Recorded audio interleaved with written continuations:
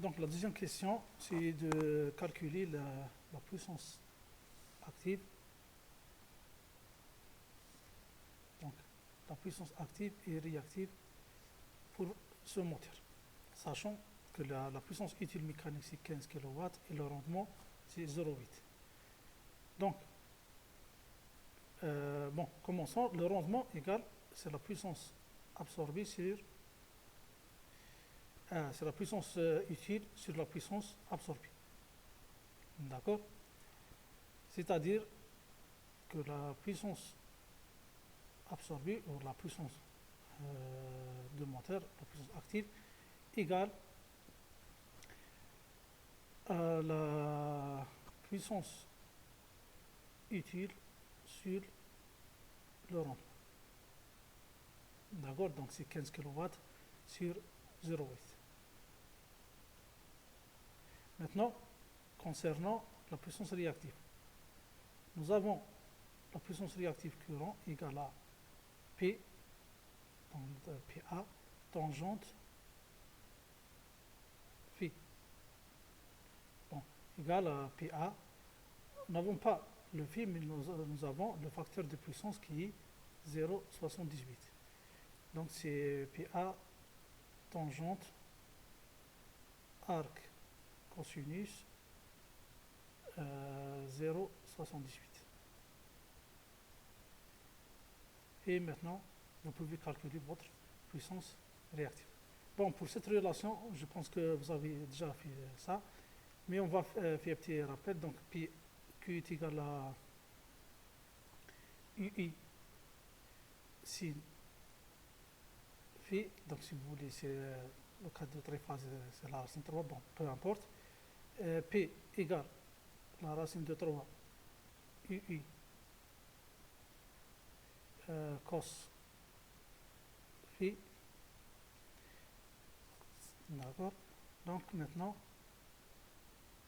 courant sur P est égal à cette quantité sur cette quantité. Bon, on s'annule.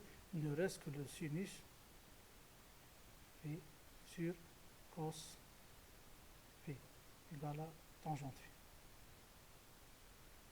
C'est-à-dire que courant égale à P tangente phi.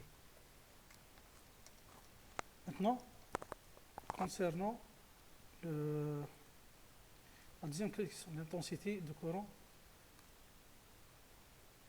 en ligne. Donc je vais exprimer ces indices.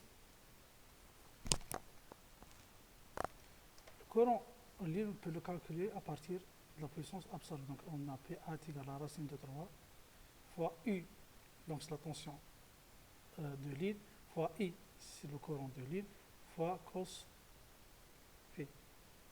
Donc c'est-à-dire que I égale à PA sur la racine de 3 fois c'est le I, donc fois U cos phi. Seulement U ici c'est la tension de ligne. Autrement dit, c'est la tension composée.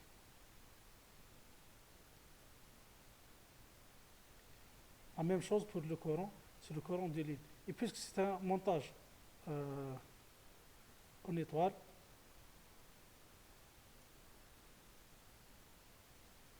donc le courant de ligne égale au courant de phase. C'est le même courant. Ça, c'est U. Et cette tension, c'est V. C'est la tension simple. Soit on fait ça, soit on fait PA est égal à 3 fois VI cos phi. Si on utilise la racine de 3, on part de tension de courant de ligne.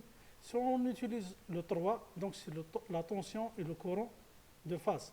Cette phase est traversée par un courant I et une tension V. Donc la puissance totale consommée par les trois phases, c'est 3 fois les deux entités V phase et I phase.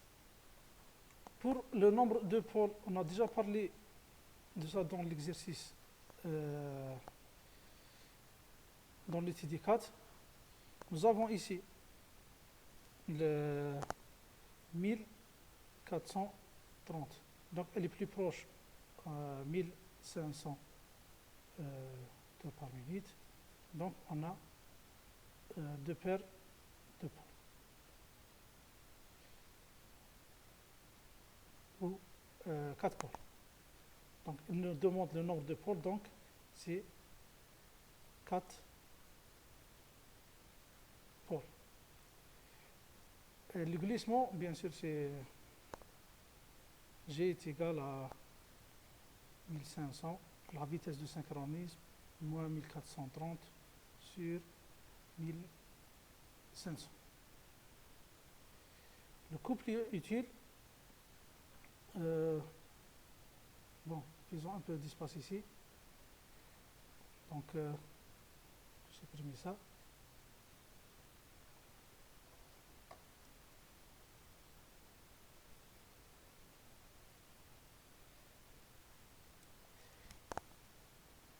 Le couple utile CU, c'est la puissance utile sur oméga. D'accord? Maintenant, la puissance utile, elle est en watts. Et oméga, elle est en rad par seconde. Oméga, c'est la vitesse mécanique, bien sûr. Donc, il faut convertir les 1400 tours par minute à son équivalence en rad par seconde. Ensuite, on va calculer le couple utile. Et merci pour votre attention.